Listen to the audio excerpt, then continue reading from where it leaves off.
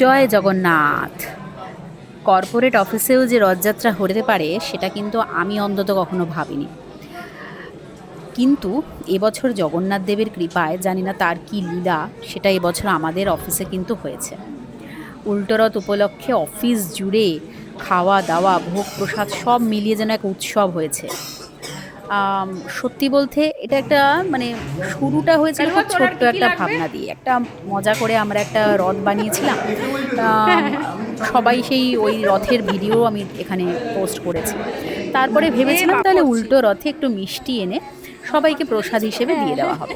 ঠাকুরকে ওটাই নিবেদন করব ভগবানকে। কিন্তু সেটা তো হলোই না। হলো কি না, ভগবানের শুধু ভোগে খিচুড়ি পোলাও ৫ রকমের মিষ্টি তো ছিলই, তার সাথে আমাদের সবার জন্য ছিল প্রায় ১৬০ জনের মধ্যাহ্ন ভোজনের আয়োজন। কী না ছিল!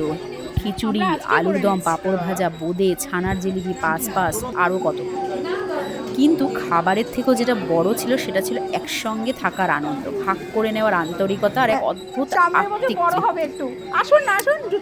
আর আমি মনে করি যে কর্পোরেট অফিস মানে যেখানে শুধু আমরা মানে আমাদের প্রত্যেক দিনের ইম্পর্টেন্ট কিছু সময় কাটাই, সেখানটায় শুধু টার্গেট মিটিং আর কাজ নয়, সেখানে মানুষও থাকে, সম্পর্কও তৈরি হয়। আর সবার যদি ইচ্ছা একসঙ্গে মিলে যায় তাহলে একটা ছোট্ট উদ্যোগও যে বড় হতে পারে। আমাদের এই উল্টো রথের আয়োজনটা সেটাই তার প্রমাণ। সবাই মিলে স্বতঃস্ফূর্তভাবে এগিয়ে এসছে। এটা হচ্ছে আমাদের এই উল্টো রথ টানা চলছে। মানে সোজা রথ যেমন টানা হয়েছে আবার উল্টো রথ টানা হয়েছে। আমরা ঠিক করেছিলাম আমরা শাড়ি পরে আসবো, সেই রকমভাবে আয়োজন হয়েছে। চলো দেখে নেওয়া যাক আমাদের আয়োজনে কি কি ছিল।